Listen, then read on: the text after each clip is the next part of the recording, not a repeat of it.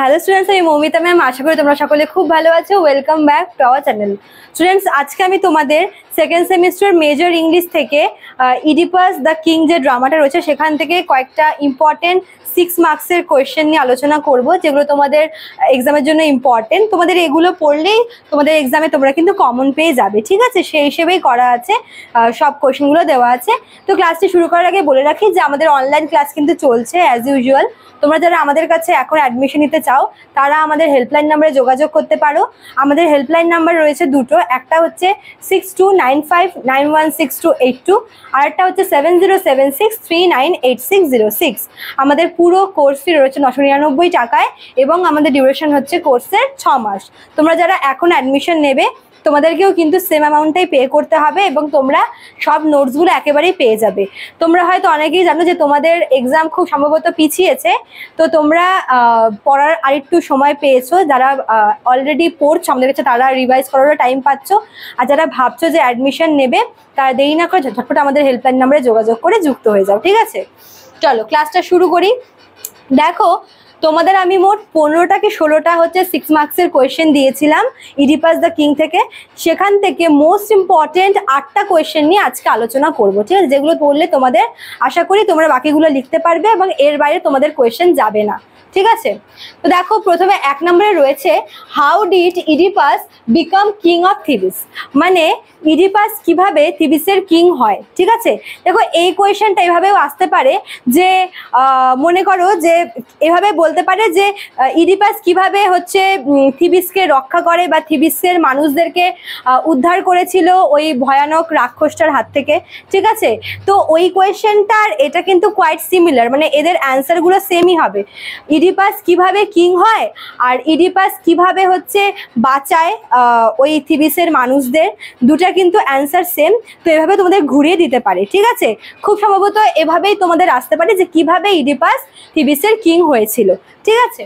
আচ্ছা, তারপর দেখো 2 নম্বরে রয়েছে what message did the Messenger bring. এখানে না করিন্থিয়ান মেসেঞ্জারটা হবে, এটা আমি লিখতে ভুলে গেছি। যে করিন্থের যে মেসেঞ্জার ছিল, অর্থাৎ ইডিপাস আগে যেখানে থাকতো থিবিসের কিং হওয়ার আগে, সেই করিন্থের যে মেসেঞ্জার সে কি মেসেজ নিয়ে এসেছিল, ঠিক আছে? এবং এই সঙ্গে মানে তোমাদের আমি একটা কোয়েশ্চেনের মধ্যে অ্যান্সার দিয়ে দিয়েছি, তোমাদের এভাবেও দিতে পারে, মানে এর সঙ্গে যে এই মেসেজ শোনার পর আর কি ইডিপাসের রিয়াকশন কি হয়েছিল, ঠিক আছে? তো দুটা কোয়েশ্চেন একবারে তোমাদের অ্যান্সার আমি মার্চ করেই দিয়েছি। যারা আর কি নোটস পেয়েছো তারা জানো। আর হয় তোমাদের এই একটাই আসতে পারে, না হয় তোমাদের দুটো মার্চ করে আসতে পারে, যে মানে দুটো আলাদা করে আসতে পারে যে কোন মেসেজটা হচ্ছে করিন্থিয়ান মেসেঞ্জার এনেছিল ইডিপাসের কাছে, আর এটা শুনে ইডিপাসের রিয়াকশন কেমন হয়েছিল, ঠিক আছে? তারপর দেখো 3 নাম্বার কি বলেছে, why did Oedipus blind himself. খুব ইম্পর্টেন্ট এটা, যে ইডিপাস কেন নিজেকে ব্লাইন্ড করে দিয়েছিল, ঠিক আছে?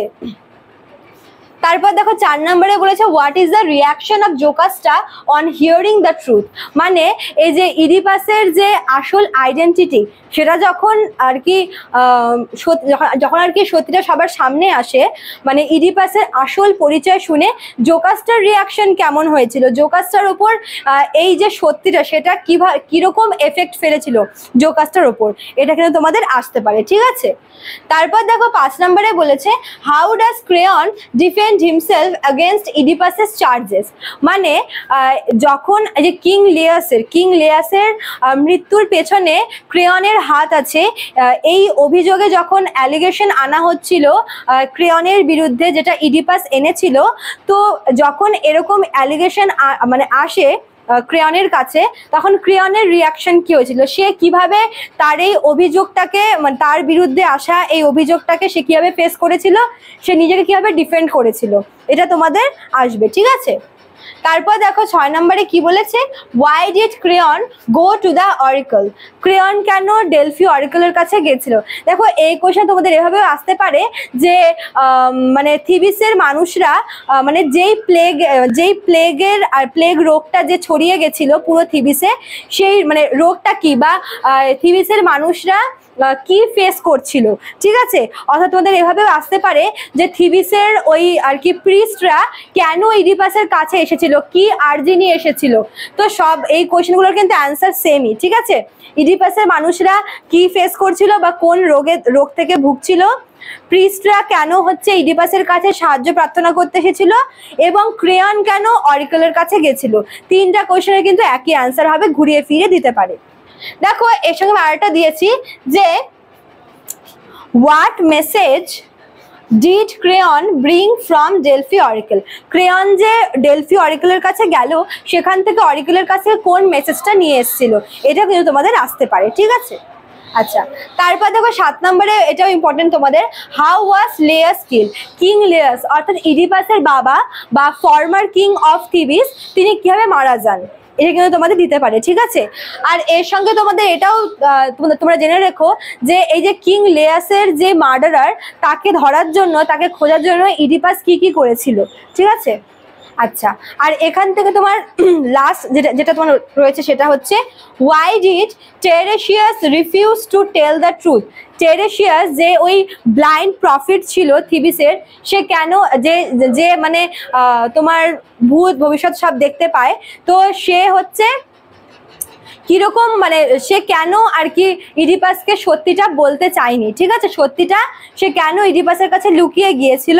আর ওর সঙ্গে তোমাদের আছে যে what was his final words.